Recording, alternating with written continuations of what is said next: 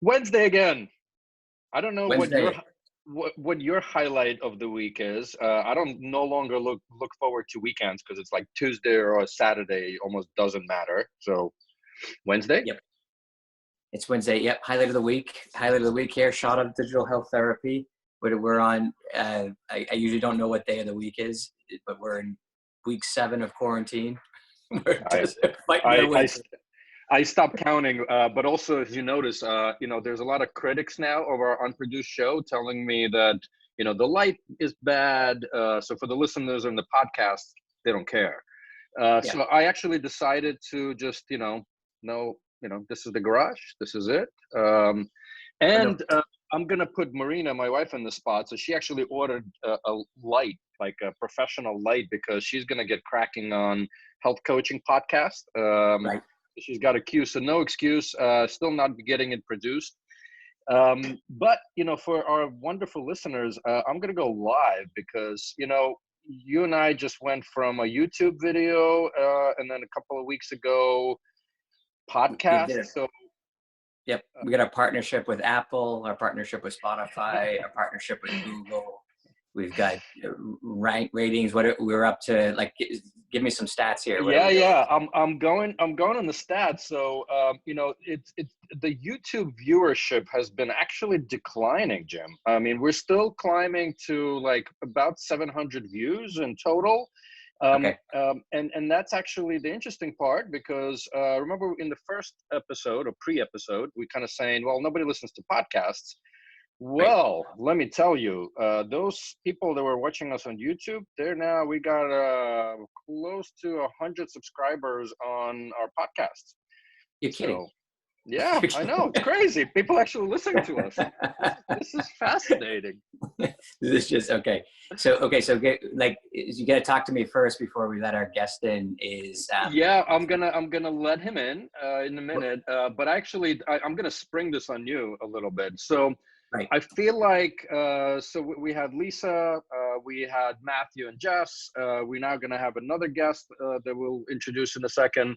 And if you remember going back all the way where we, how we wanted this to get started is you and I at the bar talking about actually kind of emulating what we do at the bar. So I'm going to spring it on you because while we have a queue of speakers, they all want to come with us on this unproduced show. I think either you or I, we toss a coin because I feel like, at the bar, it's like, I would say, hey, Jim, have you met so-and-so? Right.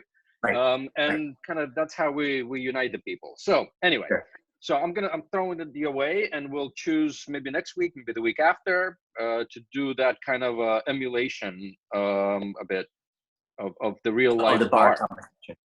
Yeah. So you want us to pretend we're in the bar right now? Where do you want to go?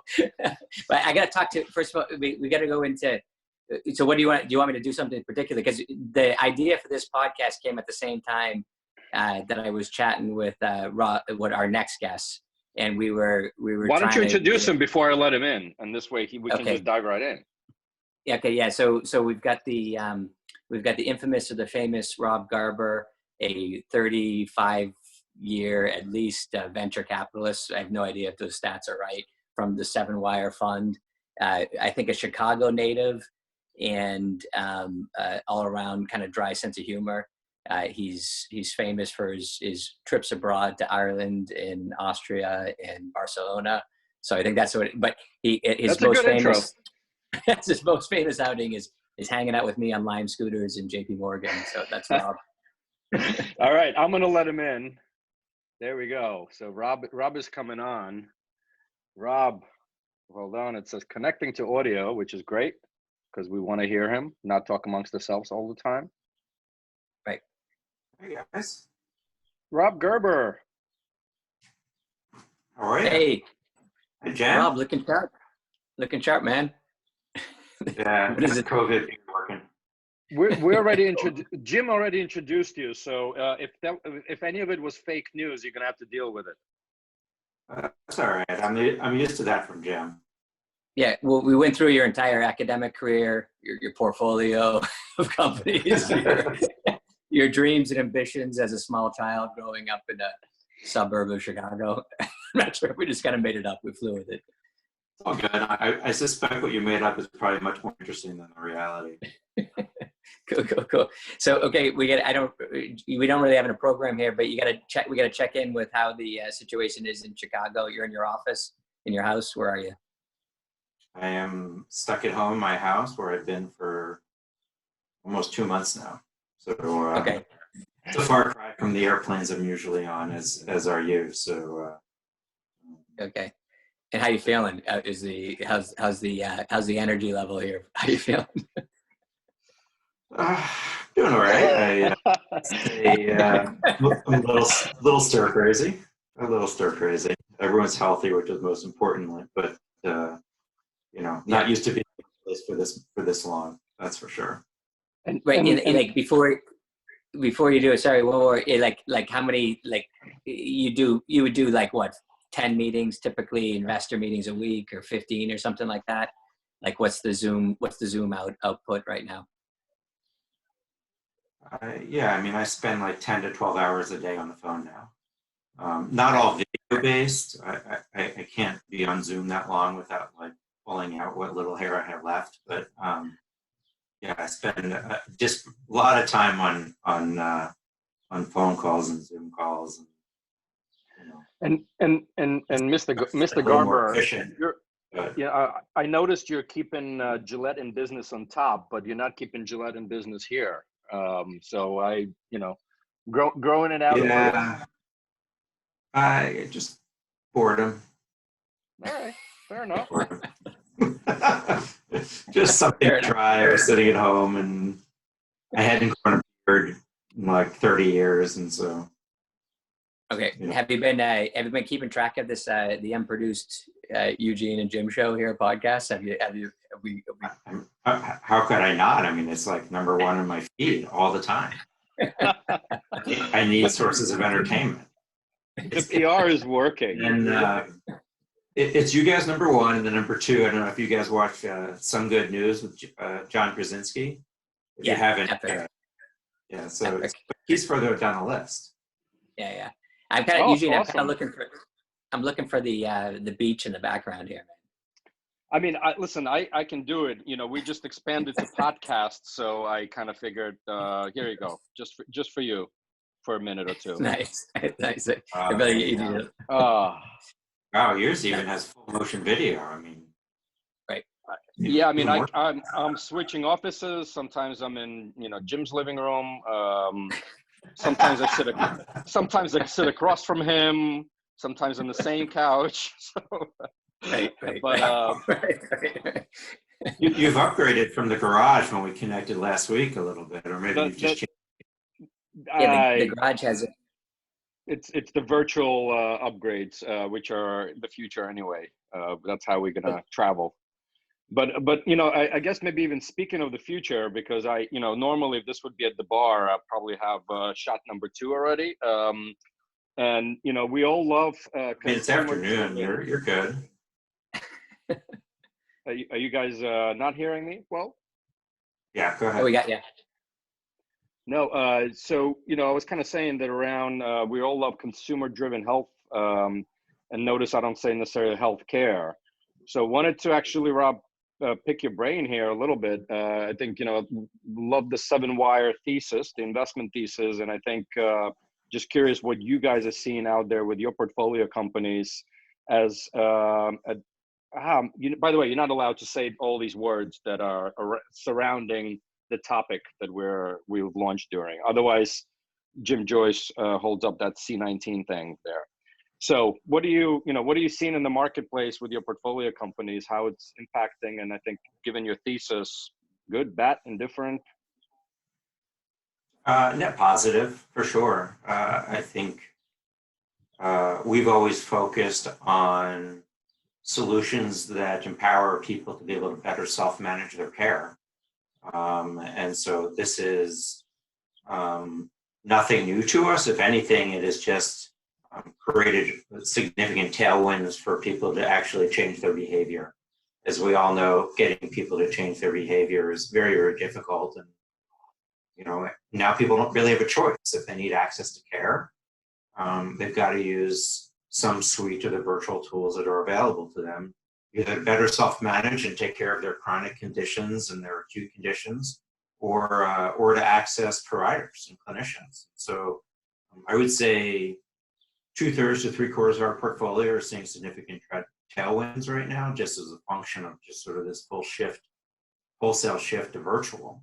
And that's compounded by the fact that, at least here, we've seen major changes in relaxation of regulatory constraints, changes in HIPAA, relaxation of HIPAA, increased reimbursement for virtual care. So all these sort of industry, friction points for sort of this transition to consumer-driven health in the virtual world have all sort of, those barriers have been at least temporarily broken down for the last couple of months. We'll see how long they stay broken down, but some portion of them, it's never going back. Yeah, and it's interesting because I always look at things, for also switching costs, right? And they're not necessarily actual costs. But to your point, if there's no other choice for something that was a very heavy, everything from training to adoption to, all of a sudden you kind of have to. So that switching cost from a pure behavior change perspective went to almost zero. Probably not zero, but almost zero. Yeah, I think that's right. I will say I have some concerns, though, that even though to us as people who are in the industry and using these tools and looking at these companies all the time, and so it's very familiar territory, I do have concerns that there's a slice of the population for which this is completely unfamiliar, completely intimidating, threatening, and the alternative to using these virtual tools is doing nothing. And so that, we have yet to see a lot of what that, those long-lasting effects will be, but there's no question that there are people foregoing care. No question. Yep. Yeah. And it's just hard to measure. I mean, one of the few concrete measures I saw earlier this week was, at least in the US, year over year, pediatric vaccinations are down 2.5 million doses across all kinds of things. And so, obviously harder with that because you need to be in person to get those vaccines. But I mean, and then there are people saying, well, wait a minute, are we going to see outbreaks of chickenpox and measles and things like that we wouldn't normally see? And that's even more serious if you talk about people foregoing, care for diabetes or cardiovascular disease or COPD. Yeah. But you see, like the vaccine, like in the Irish market, the vaccines would happen in the schools, like a huge percentage of well, certainly school age kids, not the babies, but so that's all shut down. That's shut down. Yeah, so I mean, look, in some respects, I know that Sweden does the same thing, and we're behind using that as a vaccination approach. So one of the things, Rob, so when you think about when you look at the portfolio of companies, so you're used to seeing companies go through cycles where a new company's formed, you invest behind a CEO, or its management team, and then some kind of crisis hits, and you have to kind of step in and help the company, or you're either there as a sounding board or on the board or observing or watching them kind of deal with crisis. And then the crisis hits for, in some way, this is a crisis for everybody. What are you seeing? How are you seeing what's different about this one? You look at the portfolio companies. Are they just a classic entrepreneur just tucking into it? Have you seen something different? Are they stressed about all the opportunities that are out there? Any thoughts? Yeah, the cop-out answer is it kind of depends. I mean, I will say, Eugene and I were talking last week, and this is my fourth recession that I will have been investing through, and so didn't you invest through the Spanish flu? I did. I was nice for some time, sort of he invested in the longevity pill. He invested in longevity pill. Yep.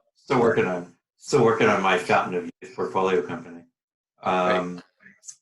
But I've seen sort of these triage waves happen before, and none of them obviously caused by a pandemic, and all of them sort of create crises around staffing, around economics, around economics, around sales cycle. So I would say concerns fall in a few categories. One, there was sort of this initial wave of like, how do we get our company to work in a virtual way? I think people sort of always had remote workforce, but not overnight did they have to take their entire team and make it virtual. For the most part. And interestingly enough, relatively seamlessly. I would say that across the board, we're not seeing much of a hit from a productivity perspective. Just pretty cool. I mean, it's amazing to see sort of how quickly this world has sort of transitioned into. I would even almost say the productivity is up. I honestly, like, I'm just looking even at us at your coach, and it's nonstop. And you were saying before, you're on calls 12 hours a day. I think what's happened, interesting enough, is that so many of us spend so much time traveling and on planes and airports, and that's not the most efficient time. And so, you know, if I spend 50% of my time on the road and all that time suddenly frees up, it makes room for more work. It definitely does. And I think I've seen that across the board. So I think that was sort of the transition, and making sure that their employees are safe and equipped and healthy. Then there was sort of, what's our balance sheet look like, which is the cash pretty we need important to get through this. And then sort of what are the ramifications from a sales perspective? And, you know, I would say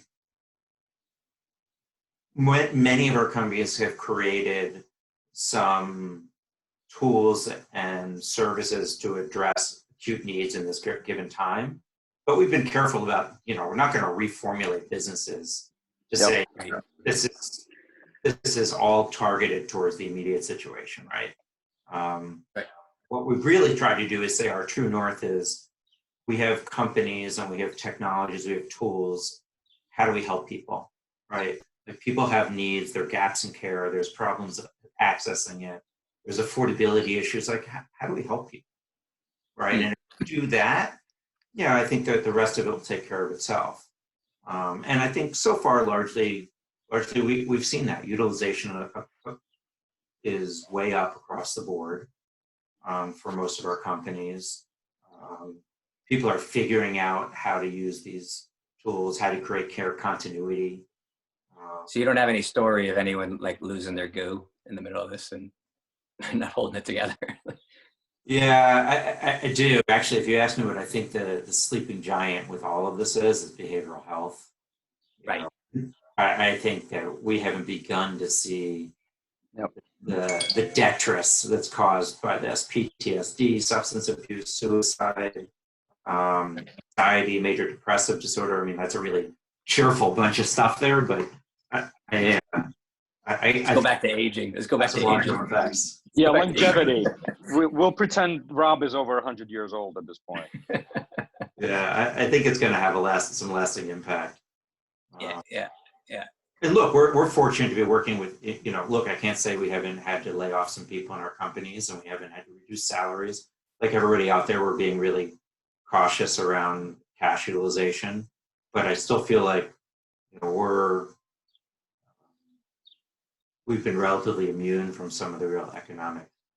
What I think we haven't covered, like say with Eugene, like you're looking to go back, looking to come back to Europe, right? You know, you're looking to come back this way, and you know, what about like how do companies, like we've got implementations going on now, like in multiple countries, and you know, like in their deals are kind of moving faster, and so but all of a sudden, like, you know, we've got to stand up an implementation in France and we can't get there. We got to do it in Germany. We can't get there. We're just building teams. Like your portfolio in general is pretty US centric, right, Rob?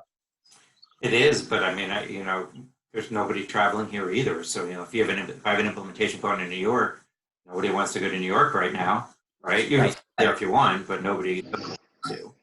You know, somebody asked me the other day, like, when am I going to be comfortable flying? I said, I think the other half of that question is, when are the people I'm flying to see going to be comfortable seeing me? Right. My threshold for risk may be very different from whoever we're going to visit. So, you know, there's two edges of that sword. I will say it's been very interesting to see. We've now initiated and closed deals that never existed before, like March 1st. Our companies are hiring people that nobody on the management team has met in person, which I think is kind of cool, even at the senior level, which I would say would be really challenging. But that may be the new norm. I don't know. On the same note, Rob, would you personally invest? I saw Chrissy Farr actually tweeted something. If you're an investor, would you invest in a company if you only met the founder and entrepreneur virtually? I saw Chrissy's tweet. Yeah. It's a really good question. I don't know yet. I mean, I would say one of the challenges I have with just sort of the whole Zoom-based economy is that this business is very much a relationship-driven business, as you guys know, and it's just like it's hard to get to know people when you can't, meet in person, read body language, break bread together, build that rapport in that relationship.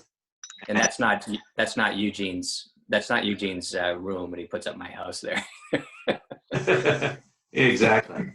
So, the virtual drinking helps. I suspect we're going to, obviously we're only a couple months into this. I suspect we're going to run into that. We're actually in diligence on a couple of things where I've never met any of the team in person. Yep. Right. Interesting. I remember I used to have one of my first jobs in pharma. Like I covered a bunch of countries in Europe, and I remember my boss requiring me to get on a plane. Even though we could do a lot of the management, remotely, through phone calls and everything. And he said, you got to go in, you got to walk into the office, you got to live in their shoes, you got to see what's happening, and you'll just have your perspective on the person will change, completely, I always have had a rule over the years that when I hired a CEO for a company, that I always wanted to have dinner with spouses. That I always wanted to break bread and see how they were in a less business formal structure setting.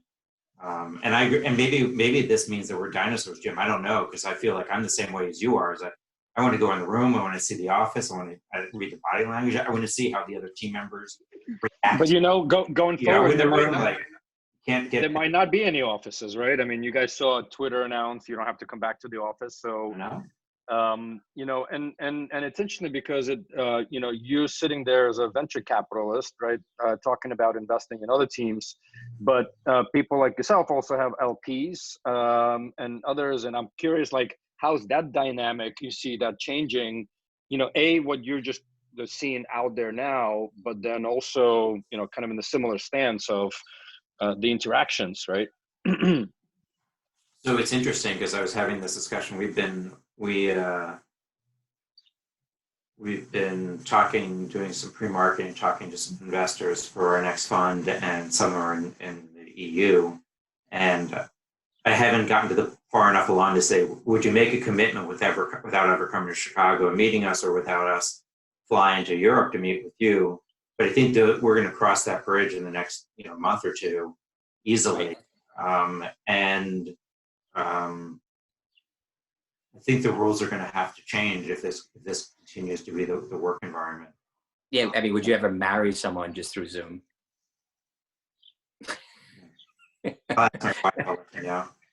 Wait, hold on. My girls, and I will admit, I've watched some of those episodes too. 90 Day Fiance. I haven't seen it. Check that show out. It's hilarious. Is this the new mail order bride? Like that? Oh, I think basically, yeah. It's nice. It's kind of you're just talking to them over the phone or something. You only hear their voice for something before you see them. Yeah. Well, I have heard that my oldest son is 14, and I've heard that there are these sort of virtual romances going on in high schools now, and because they have nothing to do, and the kids are all like, but that the fear is that when they go back to school in person, all of those relationships are going to vaporize. That it's safe because there's nothing you can do with it, and you're not together. But the minute that you have any real human contact, it's going to right. Right. So Yeah, virtual. as a father to two teenage girls, this is good news. So This I'm is not good complaining. news. Yeah. Yeah. Yeah, I think for you too, there was virtual romances going on in your head. You used to never talk to the other girl at all when you were younger, Yeah, that's right. That's right. That's why I So tell my wife the Zoom stuff is harmless. one other thing, Rob, I do remember when we all went out, and I don't remember, Jim, if you were there or not. Obviously, you weren't memorable then. To right? Shanghai with Health Excel. Were you there? Because I remember with No, Rob. no, You no, were not, right? no. I wasn't there. I wasn't there. You didn't make it, and I remember, I visited in January for a long trip, and then sort of came back with the Health Excel crew, and you were there, and we were discussing how impressed we were around digitalization. Everything is touchless, right? And so I'm actually curious on your thoughts, because obviously you were sort of looking globally, just from a pipeline perspective, understanding what's happening. Where do you actually see China in the next couple of years from an investment thesis perspective, or too early to? I would say a few observations when we were there. We were there in September, and I was blown away by how more entrepreneurial the culture was and the people we met were than I had expected. And I don't know if that's because my expectations were completely misaligned, but I was blown away by just sort of the sophistication and the number of people in the entrepreneurial culture there, just across the board. From a technology enablement perspective, like that society, I think we were talking about how I've never been anywhere where like I felt like such an outsider, because all the technology tools that people use there to run their lives aren't available to tourists and to visitors. So like you can't get, you can't use WePay, you can't use Alipay, and because you have to link it to a Chinese bank account, and we don't have an account. So like it's the first trip in years I had to bring a lot of cash with, because suddenly my credit cards didn't even work. It was just like this weird, strange cashless society. I actually remember we were trying to get you through somebody I knew at the time there to get you a WeChat account. I was trying to get a WeChat account, and it took Eugene and like 3 degrees of separation to find somebody who could overseas validate my WeChat account. And I was like, God, it's easier for me to, solve quantum physics than to get a chat account. Yeah. So I tell you something. I think that there's a lot of interesting stuff going on over there, and that the amount of capital and the number of people working on solving big health problems is really interesting. I don't think they all apply universally from China into the EU and EMEA and the US, but it's a force to be reckoned with, no question about it. What do you think? Like when I'm thinking about like the sheer shift that's happening right now. So we've got the trillion of healthcare spending or whatever the number is, like globally now, some huge percentage of it, like, I don't know, is it 50% of outpatient care, 60, 70% of outpatient care, 80% of is now happening digitally, like in kind of a digital sense, like remote, like is, and then there's been this huge investment in digital healthcare companies over the last, like, say 5, 6, 7 years, whatever the numbers are, but they're huge. Was digital health ready for this? Are they taking it? Are there new companies forming right now? Or are there, what's the supply side? Like, what's your take on it? I feel like, is there going to be a lot of people chasing similar opportunities right now? Yeah, it's a good question. I think the short answer is we're too early in it to know what represents sort of anomalous growth versus systemic growth. And so, one of the questions I've been asking,